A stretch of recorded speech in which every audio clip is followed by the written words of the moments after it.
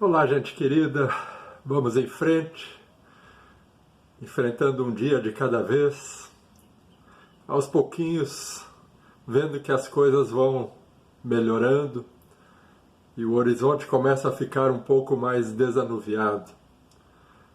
Ainda temos chances de trovoadas fortes, mas o mau tempo vai passando e o Brasil vai voltando a respirar, vendo a pandemia perder aos poucos as suas forças.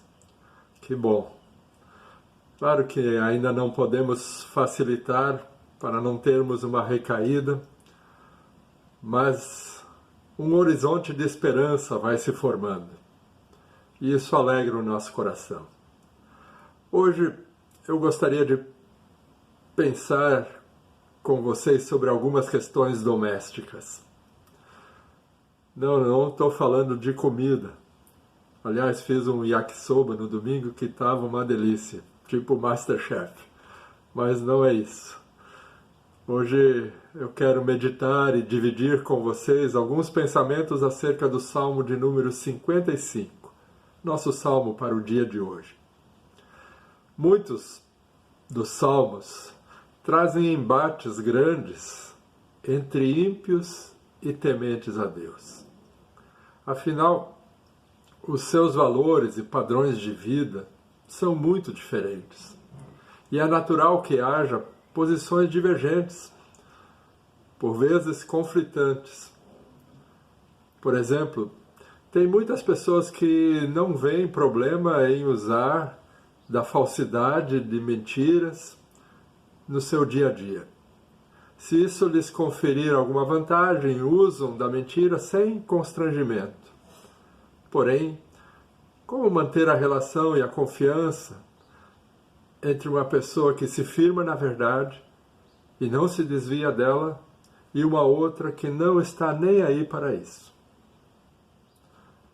Há muitos valores morais que nos são caros, como pessoas tementes a Deus. Valores para os quais as pessoas que não conhecem a Deus não estão nem aí, não dão a mínima importância. Não estão aí para Deus, para a ética, para a espiritualidade cristã. Pouco ligam. Fato é que questões como estas e outras tantas nos deixam muitas vezes em situações de dor e sofrimento. Vejam, por exemplo, o embate que aconteceu em torno daquela menina de 10 anos que estava sendo violada pelo tio desde os 6 anos de idade. Que tragédia!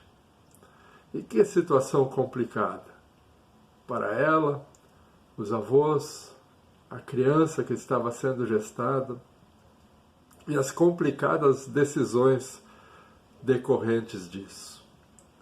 As coisas nunca deveriam chegar a este ponto. Mas o tema da violência doméstica é muito sério. Envolve questões éticas, afetivas, morais e imorais. Por serem pessoas que vivem debaixo do mesmo teto, que possuem laços sanguíneos, muitas vezes esse tema é abafado e silenciado, o que multiplica o sofrimento das vítimas. As estatísticas nos mostram que esse tipo de violência tem se agravado muito durante esta pandemia. É muito triste. Os versos 4 e 5 desse salmo retratam isso. Estremece-me no peito o coração. Terrores de morte me salteiam. Temor e tremor me sobrevêm. O horror se apodera de mim. Então eu disse, quem me dera tivesse asas como de uma pomba. Voaria e acharia pouso. Eis que eu fugiria para bem longe, e no deserto eu faria o meu abrigo. Eu me apressaria em achar um refúgio, longe do vendaval e da tempestade. Esses são os versos do salmista. Quantas vezes aquela menina não deve ter pensado desta forma? E quantas outras não vivem na mesma situação?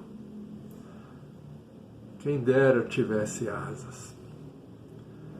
Nós vivemos num quadro grave de violência em nosso país. Até pouco tempo atrás, tínhamos mais de 60 mil mortes violentas anualmente, principalmente entre os jovens, perdendo a vida por causa das drogas e do crime, as maiores causas. Mas neste e em muitos outros contextos, as pessoas sabem quem são os seus inimigos e sabem com quem estão travando as suas lutas. E é mais fácil de lutar contra inimigos públicos e declarados. Você sabe quem eles são e pode se preparar para enfrentá-los. Muito mais difícil é se defender dos inimigos íntimos, secretos, domésticos, do fogo amigo, de quem você não esperava que viesse o mal. E é disso que fala o restante deste salmo. A violência e a injustiça social é uma tragédia. E, claro, não podemos nos conformar com ela.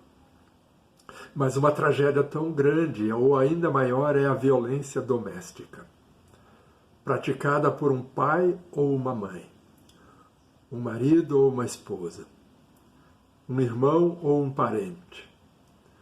Essa violência pega a pessoa desarmada, muitas vezes sem meios de defesa, pois ela não sabe como reagir diante dela.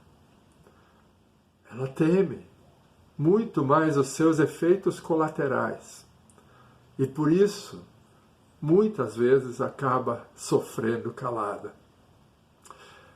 É terrível. Como diz o verso 12, se um inimigo me insultasse, eu poderia suportar. Se um adversário se levantasse contra mim, eu poderia me defender. Mas logo você, meu colega, meu companheiro, meu amigo chegado, você com quem eu partilhava alegre comunhão enquanto íamos como multidão festiva para a casa de Deus. Vejam, esse tipo de violência é muito mais destrutiva, porque ela pega a pessoa de guarda abaixo, desprevenida, e a deixa sem reação. E quando ela reage, fatalmente vai do amor ao ódio. Quanto maior era o amor, maior será o ódio, resultante desta violência. Muitas vezes culminando em tragédia. E para que não se chegue a este ponto, as coisas têm que vir à luz. É preciso falar, deixar as claras e, na medida do possível, logo buscar ajuda. Dividir esta carga e tirá-la do anonimato. O salmista fala e se põe de joelhos diante de Deus e ora: eu clamo ao Senhor Deus e Ele me salvará. À tarde, à noite, ao meio-dia, choro angustiado e Ele ouve a minha voz. Ele me ouvirá e os castigará. Está certo isso. Confiar em Deus e entregar a Ele as suas preocupações, pois Ele te susterá e não permitirá que venhas a cair. Porém, eu creio que também é da vontade de Deus que esta pessoa encontre um processo de ajuda. Ela precisa de ajuda profissional, legal, ou mesmo de pessoas confiáveis com quem ela possa dividir um fardo tão pesado. Deus as ajude e nos ajude como igreja para que isso não aconteça entre nós e que pessoas em sofrimento como este possam encontrar em nós o ombro e o apoio amigo. Fiquem com Deus e que Ele nos ajude. Até amanhã.